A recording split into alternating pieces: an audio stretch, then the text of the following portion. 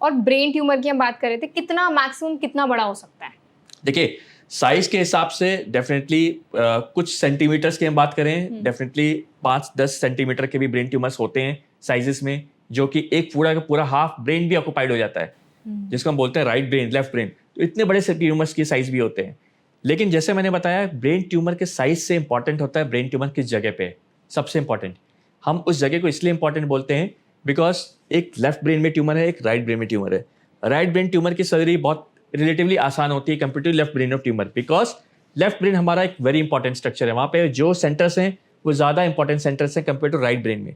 तो ज्यादा फंक्शन कौन सा लेफ्ट ब्रेन। सो Okay. हम लोग जितने भी मैक्सिमम लोग हैं उसके सबसे ज्यादा फंक्शंस लेफ्ट ब्रेन होता है। लेकिन डेफिनेटली हम लोग बोलते हैं कि ये लेफ्ट ब्रेन ही है, राइट ब्रेन ही है, लेकिन कॉमनली अगर हम बात करें तो लेफ्ट ब्रेन ही ज्यादा होते हैं कंपेयर टू राइट ब्रेन ही। मेमोरी हमारी किस साइड वाला ब्रेन स्टोर करके रखता है? दोनों ही होते हैं, लेफ्ट एंड राइट, दोनों ही कोऑर्डिनेशन करके चलते हैं।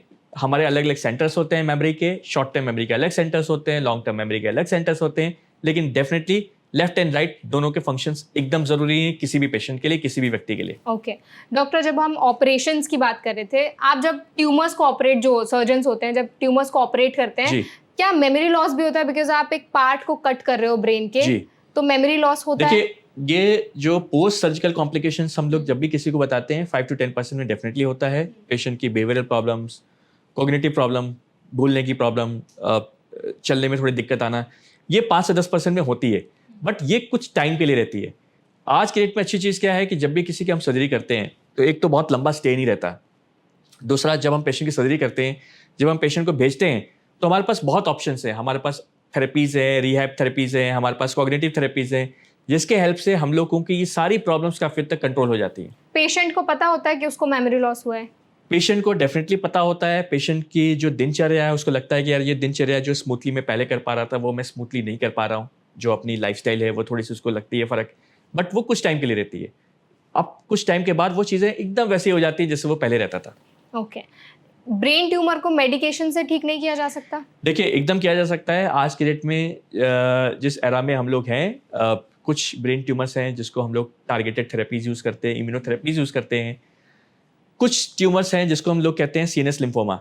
अगेन वो it's a malignant tumour, CNS lymphoma. ये ऐसा ट्यूमर है जो बहुत अच्छा रिस्पॉन्ड करता है कीमोथेरेपी, रेडियोथेरेपी। सो ये सारा डिपेंड करता है किस टाइप ऑफ ट्यूमर का है, कि हम उसको सर्जरी से करें, कीमोथेरेपी से करें, रेडियोथेरेपी से करें। तो ये जितने भी ऑप्शंस हैं ये सब डिपेंड करेंगे हम किस टाइप के ट्यूमर को डील कर रहे हैं। ओके ब्रेन हेल्थ के लिए बोलते हैं लोग बादाम खाओ, ड्राई फ्रूट्स खाओ, इससे ना दिमाग तेज होता है। एक्चुअल में दिमाग तेज होता है? देखिए, सबसे इम्पॉर्टेंट है डेफिनेटली कि हम लोग को अपने ब्रेन हेल्थ, मेंटल हेल्थ पे बहुत ध्यान देना चाहिए। इसकी अगर मैं बताऊं कैसे, तो ये चीज़ तो देखिए ऐसा होता है कि ये जब हम सुबह उठते हैं हमारा तब से स्टार्ट हो जाता है। हम मॉर्निंग सब उठ रहे हैं, एक तो सबसे इंपॉर्टेंट है हमारी स्लीप प्रॉपर होनी चाहिए, स्लीप क्वालिटी अच्छी होनी चाहिए। 6 to 7 आवर्स की अगर हम स्लीप ले रहे हैं, सबसे इंपॉर्टेंट है कि हमारी नाइट स्लीप होनी चाहिए उस टाइम पे। आज के डेट में हम देखें कि लोग लेट नाइट स्लीपर्स हैं, लोग 2-2 बजे सो रहे हैं, 3-3 बजे सो रहे हैं। कुछ तो जो नाइट वर्कर्स हैं वो रात में सोते ही नहीं, डे टाइम में सोते हैं। सबसे इंपॉर्टेंट है हमारी नाइट स्लीप। जैसे कहते हैं ना कि हमारा जो बायोलॉजिकल क्लॉक है, बायोलॉजिकल क्लॉक को थोड़ा ना पता कि ये नाइट शिफ्ट कर रहा है कि डे शिफ्ट कर रहा है। बायोलॉजिकल क्लॉक अपने हिसाब से चलता है। तो हमें जो टाइम शेड्यूल है हमारा, अगर हमारा 10:30-11 o'clock है तो हमें उसी टाइम पे जाना है, हम उसको डिले नहीं कर सकते। तो हमारी जो स्लीप की क्वालिटी है वो सबसे इंपॉर्टेंट है हमारे लिए। Sleep quality is very very important for brain health. सुबह उठते हैं तो एक हमारी नॉर्मल फिजिकल एक्टिविटी क्या होनी चाहिए, हमें वॉक पे जाना है डेली, भले 30 मिनट्स भले 20 मिनट्स, लेकिन वॉकिंग करनी है, एक्सरसाइज करनी है। बहुत जिमिंग की जरूरत नहीं है, लेकिन एटलीस्ट फिजिकल एक्टिविटी पे डेली हमें रूटीन बनाना है।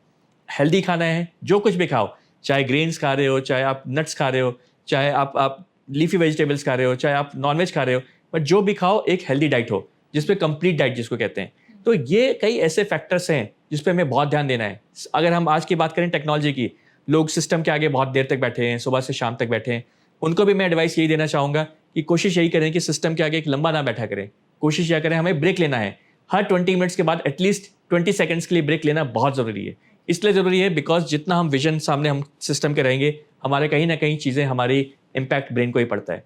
तो कहीं ना कहीं हमें वो ब्रेक लेना भी ज़रूरी है।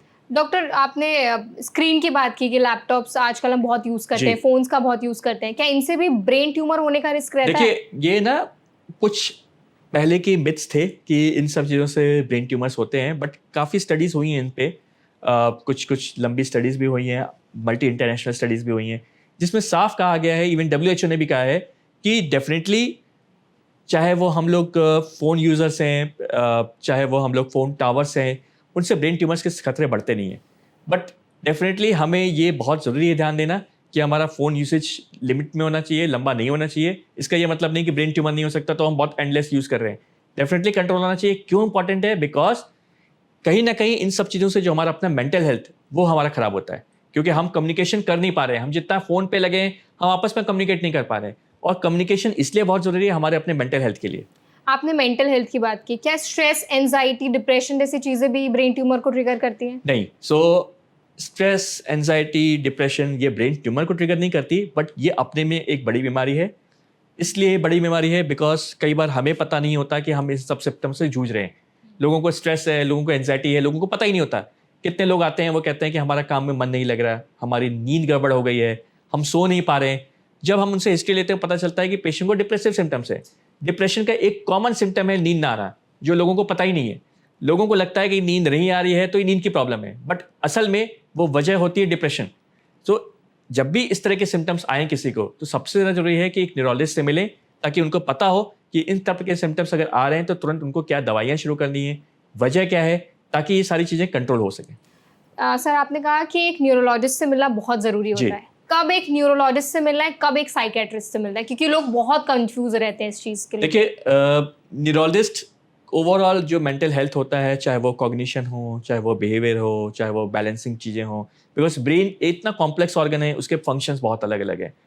ब्रेन कंट्रोल करता है हमारी मेमोरी को, हमारे बिहेवियर को, हमारे मसल्स को, हमारी डेली एक्टिविटीज़ को, हमारी चाल को, हमारे वे ऑफ टॉकिंग को, हम जो परफॉर्म कर रहे हैं उसको।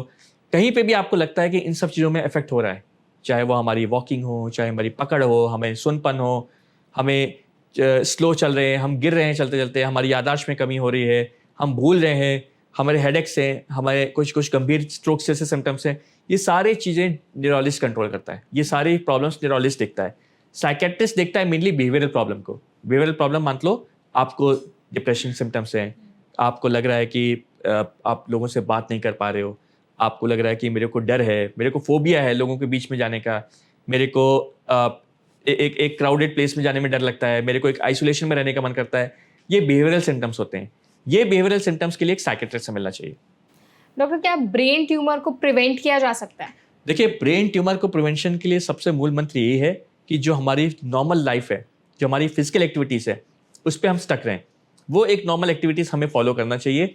हम ये नहीं कह नहीं सकते ये सब चीज़ों से हम ब्रेन ट्यूमर को प्रिवेंट करेंगे, बट आज के डेट में कोई भी बीमारी हो, चाहे वो ब्रेन से रिलेटेड हो, चाहे वो किसी भी ऑर्गन से रिलेटेड हो, सबका अगर हम कहें क्रक्स, सबका अगर हम प्रिवेंटिव मेथड कहें, वो एक ही है कि हमारी जो लाइफस्टाइल है वो हमारी बहुत अच्छी होनी चाहिए। चाहे वो हमारे खाने से रिलेटेड हो, चाहे वो हमारी फिजिकल एक्टिविटी हो, चाहे वो हमारी मेंटल हेल्थ हो, ये सारी चीज़ें हमें बहुत अच्छी तरह कंट्रोल रखनी है, ताकि एक बड़ी चीज़ें, चाहे वो किसी से रिलेटेड हो, चाहे वो गट हो, चाहे वो ब्रेन हो, इन सबको कंट्रोल करने के लिए हमारा लाइफस्टाइल बहुत ज़रूरी है। ओके, एंड इसके ट्रीटमेंट में कितना टाइम लगता है अप्रॉक्स? ब्रेन ट्यूमर्स के जो ट्रीटमेंट होता है, जैसे मैंने बताया कि हम सर्जरी पे जा सकते हैं, हम कीमो रेडियोथेरेपी पे जा सकते हैं। यूजुअली सर्जरी हम जाते हैं तो वन टाइम सर्जरी होती है, किसी में हमें कीमो पे जाना है, रेडिएशन पे जाना है, लेकिन सबसे ज़रूरी क्या है? फॉलोअप्स। पेशेंट क्या करता है कि सर्जरी करा ली, कीमो करा लिया, लेकिन फॉलोअप में नहीं रहता। हम हर पेशेंट को एडवाइस करते हैं कि आपको फॉलोअप्स में रहना है, बिकॉज जैसे मैंने स्टार्टिंग में बताया कि ब्रेन ट्यूमर का रिकरेंस होने के चांसेस होते हैं। तो ऐसे में टाइम टू टाइम डॉक्टर से मिलना है, स्कैन्स जब वो बोलें तब कराना है। तो इसीलिए एक रेगुलर फॉलोअप्स के लिए बहुत ज़रूरी है हमारे लिए। डॉक्टर, एट लास्ट कोई मैसेज आप हमारी ऑडियंस को देना चाहें ताकि वो अपनी हेल्थ का ज़्यादा अच्छे से ख्याल रख पाएं और ब्रेन ट्यूमर जैसी स्पेशली कंडीशन से अपने आप को बचा पाएं? देखिए, मेरा एक सबसे इंपॉर्टेंट मैसेज लोगों तक यही रहेगा कि आज के डेट में हम लोग बहुत अपना ध्यान रखते हैं फिजिकल हेल्थ पे। हम लोग सेलिब्रिटीज़ को देखते हैं कि वो फिजिक उनकी अच्छी है तो हम भी वैसे फिजिक्स मेंटेन करें।